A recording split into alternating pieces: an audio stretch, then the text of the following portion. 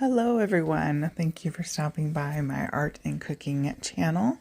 Thank you for joining me today. Today I have another Strathmore watercolor postcard that you see here. It comes in a little stack. And I mean, you could make them out of watercolor paper, but sometimes it's nice to just kind of grab it and go.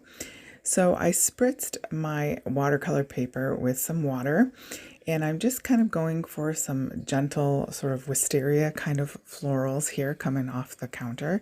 I'm using Prima Marketing's Art Philosophy vintage pastels and some of the purples and blues and the greens and the browns, and then later I come in with some gold. So you can check out links below in the description. There's a bunch of stuff there, and don't forget to hit like, share, and subscribe, and that would be very, very helpful to my channel. Thank you so much for supporting independent artists. And anyway, so I'm using sort of a wet technique here and just kind of dropping in color here and there, not looking for a lot of definition at this point. Just trying to give the backdrop. With painting, you kind of have to paint from the back forwards a lot of times. Not that you have to, but I find that helpful when you're, it's always harder to go back and put the background in after you've done the foreground. So it's, if you paint backwards to the forefront, if you think about when we look out in far away, it's less defined, it's blurrier, it's it's just not as distinct.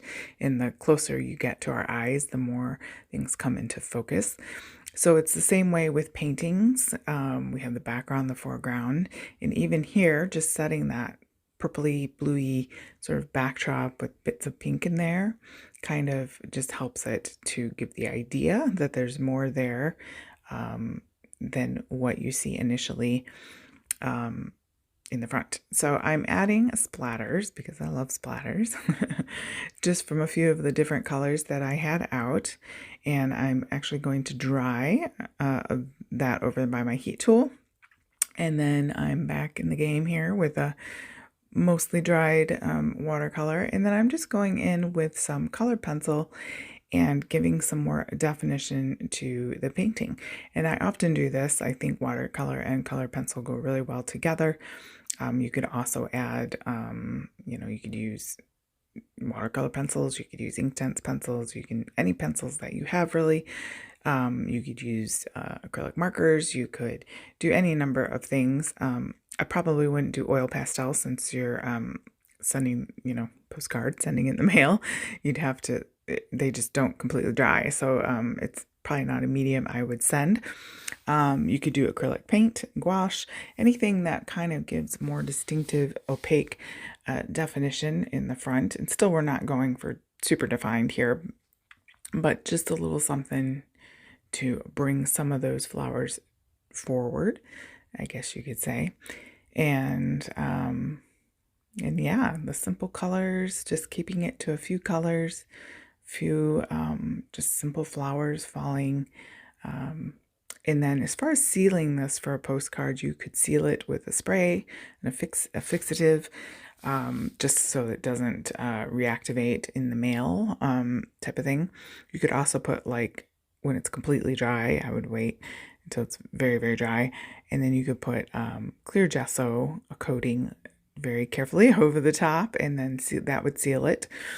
So there's some things you could do that are, ways to protect your painting from the postal service and the elements, I guess you could say. So now I'm going in with my Tonic Studios gold shimmery paint pen and just adding, it's kind of hard to see the gorgeousness on the video, but it is really shimmery and fun. And I thought, that's great to have a few of these in our arsenal here. The price of a postcard now is the price that used to be of the first class stamp. So there you go. Anyways, thanks guys for joining me. I hope that you get into your room and get your supplies. Have a great day.